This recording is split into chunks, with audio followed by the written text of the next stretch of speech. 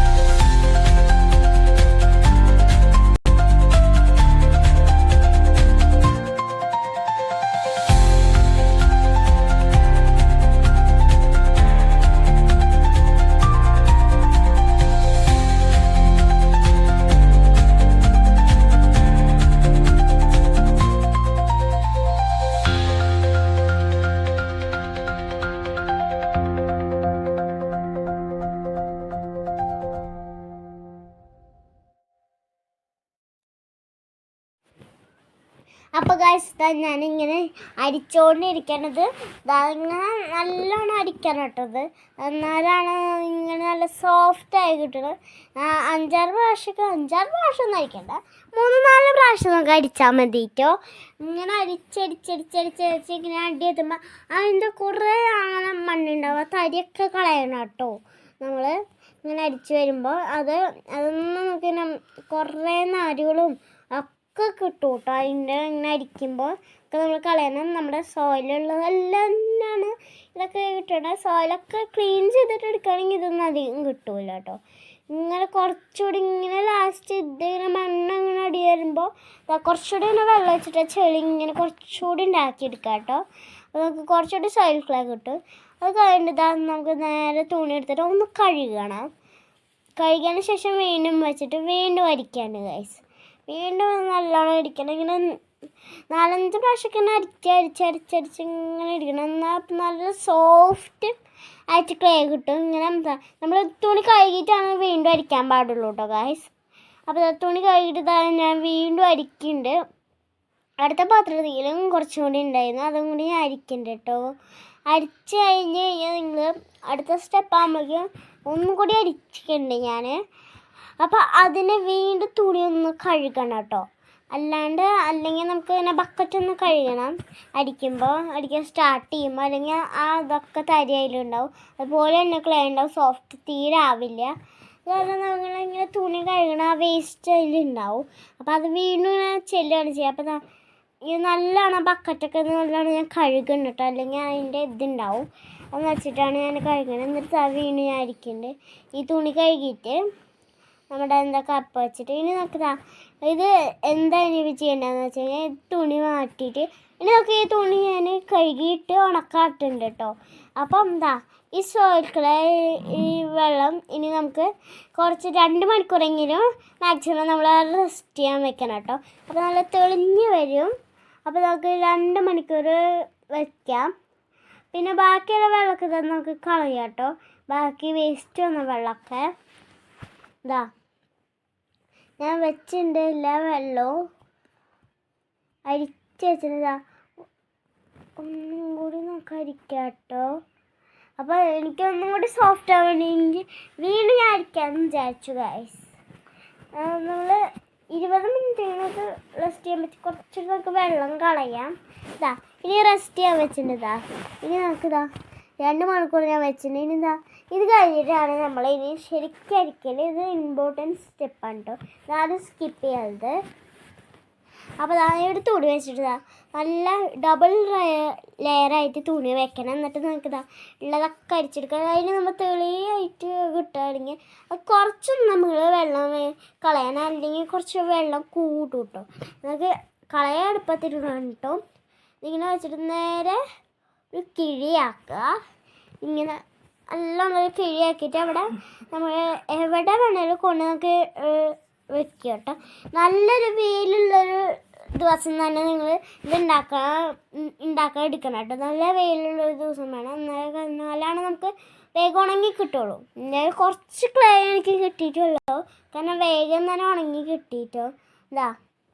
ഇത് ഈ ചട്ടിയിൽ നിന്ന് നമുക്കിനി ഈ തുണി തന്നെ മാറ്റിയിട്ട് കിഴിയായിട്ട് ഇങ്ങനെ വെച്ചിട്ട് കുറച്ച് വെള്ളമൊക്കെ പോക്കാം. ഇങ്ങനെ ആക്കിയിട്ട് വെള്ളം പോക്കിയതിന് ശേഷമാണ് നമുക്കവിടെ വെക്കേണ്ടത്.